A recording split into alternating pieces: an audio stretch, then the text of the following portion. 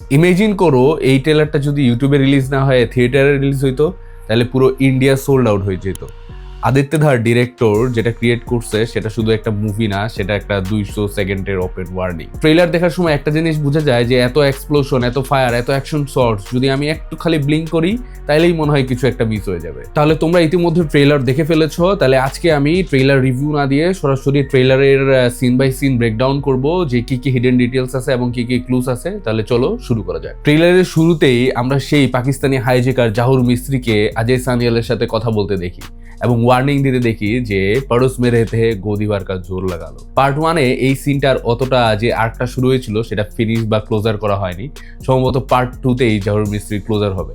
আর হ্যাঁ, real incident অনুযায়ী জাহুর মিস্ত্রি কিন্তু 2022 সালে মারা গিয়েছিল। ট্রেলারের শুরুতে মনে হয় যে একটা ফ্যান এডিট স্টাইল দেখতেছি, কিন্তু আস্তে আস্তে এটা ট্রান্সফর্ম হয়ে যায় একটা অ্যাবসলিউট বিস্ট ট্রেলারে। ট্রেলারের 25 সেকেন্ড পরে স্টোরি শিফট হয় লিহারিতে, যেখানে নিউজ অ্যাঙ্কর ব্যাকগ্রাউন্ডে ভয়েস দিচ্ছে যে রেহমান ডাকেত মারা গিয়েছে এবং রেহমান ডাকেত এবং উজেরের পোস্টার জ্বালাচ্ছে বা পোস্টার ফাটতেছে হচ্ছে আরশাদ পাপ্পুর গ্যাং এবং তার পাশে রয়েছে রিজওয়ান। এই কেওসের মধ্যে ইন্ট্রোডিউস হয় রণবীর সিং এজ হামজা এবং তাকে প্যারালালি 3টা সিনে হাঁটতে দেখা যায়। একটা সিনে সে একটা মেলিউপেন নিয়ে হাঁটতেছে এবং আরেকটা সিনে সে একটা ফায়ারবল নিয়ে হাঁটতেছে, যেটা পার্ট 1-এও আমরা দেখছি ট্রেলারে। এবং আরেকটা সিনে হচ্ছে সে একটা কনক্রিটের স্ল্যাব নিয়ে হাঁটতেছে এবং এটা খুব ইম্পর্টেন্ট একটা সিন, এটা নিয়ে আমি আরো পরে কথা বলবো।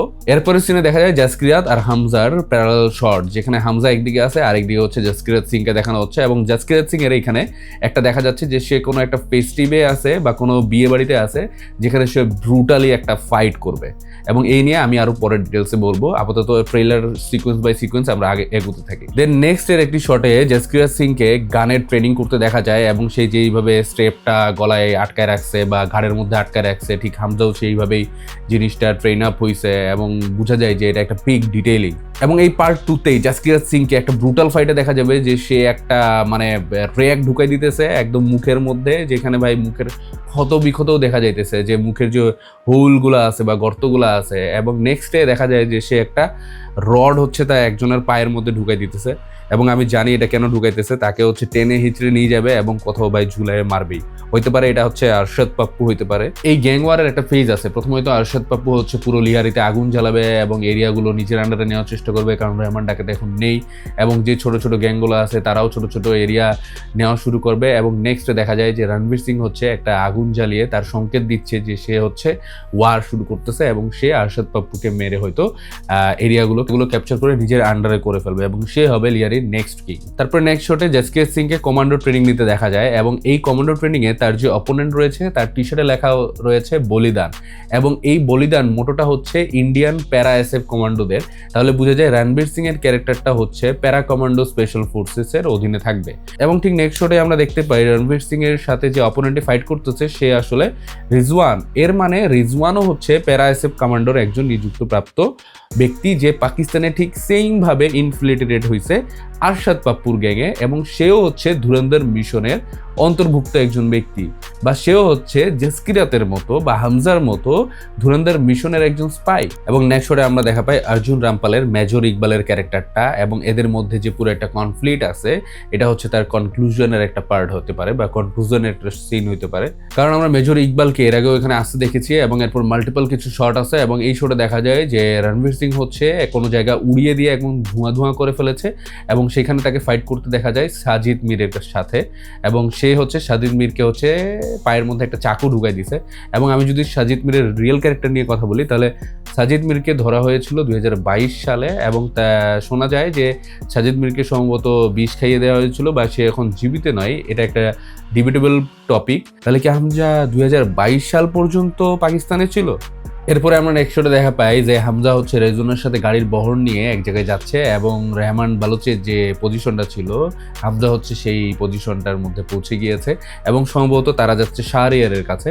এবং পার্ট 1-এ যে একটা নস্টালজিয়া হিট করছিল আমাদেরকে রেহমান ডাকাতের যে ফেমাস ডান্স সিকোয়েন্সটা আছে, এটা হচ্ছে আমরা হামজার সাথে আবার রিপিট হইতে দেখবো, সম্ভবত একটা নিউ একটা স্টাইলে এটা প্রেজেন্ট করা হবে। তাহলে আমরা মুভিতে দেখতে পারবো রেজওয়ান হচ্ছে হামজার সাথে যুক্ত হয়ে যাবে এবং তারা হচ্ছে একটা নিউ গ্যাং বানাবে এবং তারা হয়ে উঠবে লিহারির নিউ পাওয়ার, তাহলে আরশাদ পাপ্পুকেও তারা ফিনিশ করবে, রেহমানটাকে তো অলরেডি ফিনিশ, উজেরকেও কোনোভাবে তারা জায়গা থেকে সরিয়ে ফেলবে।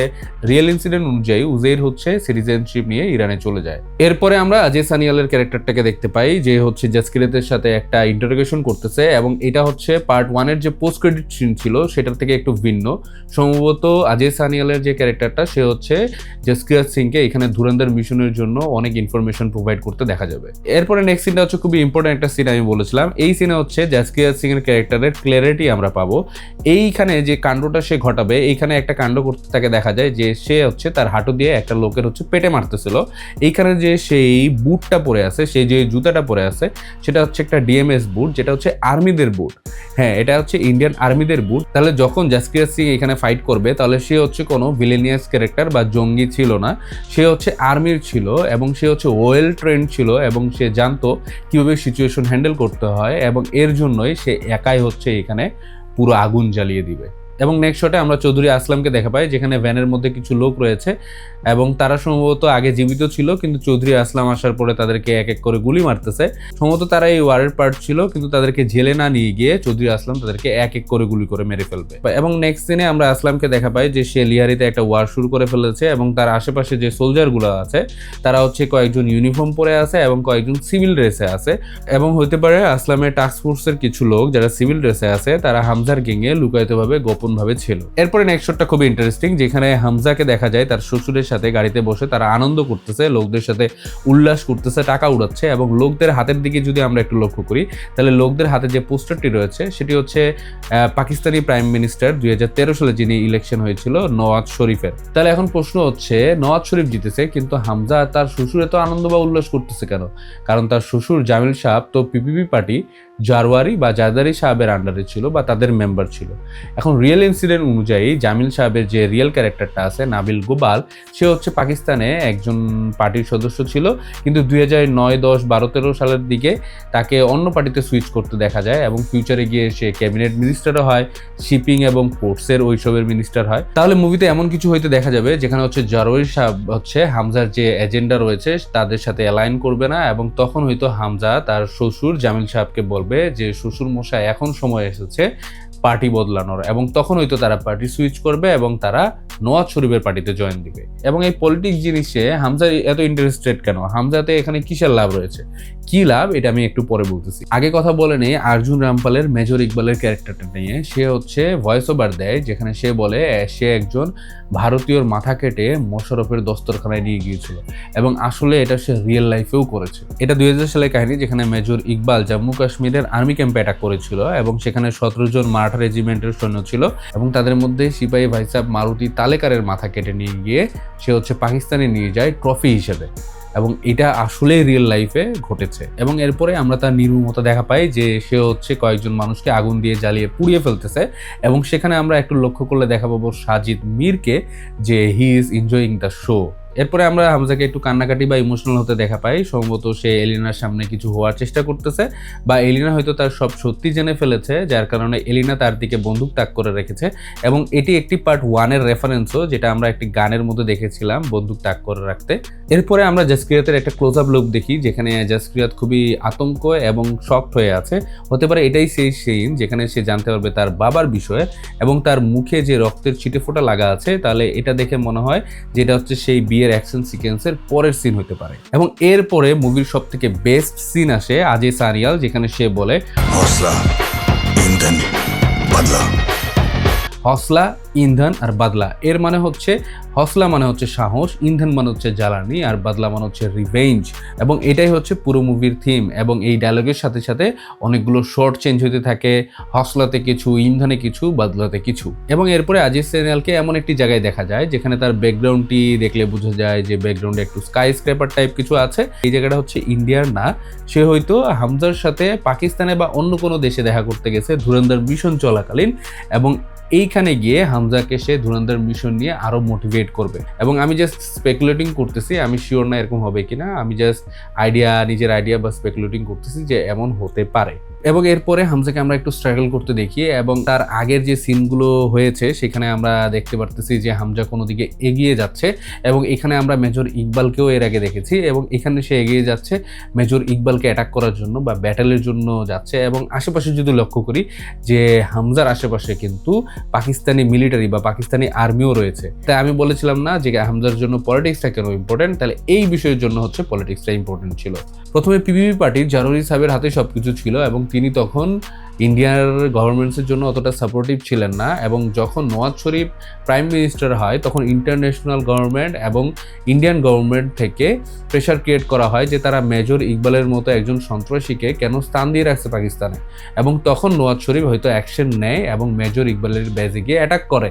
এবং যেহেতু জামিল সাহেব হচ্ছে নওয়াজ শরীফের ইলেকশনের সময় হেল্প করছিল, তাহলে সে হচ্ছে ইতিমধ্যে তার খাস হয়ে গিয়েছে এবং এর কারণে হামজা ফুল ফ্রিডম পেয়ে গিয়েছে এবং তাকে লিটারালি একটা রকেট লঞ্চার বের করতে দেখা যায় এবং তারা সবাই মিলে মেজর ইকবালকে ফায়ার করবে এবং দেন ভিতরে গিয়ে এক এক করে সবাইকে মেরে ফেলবে।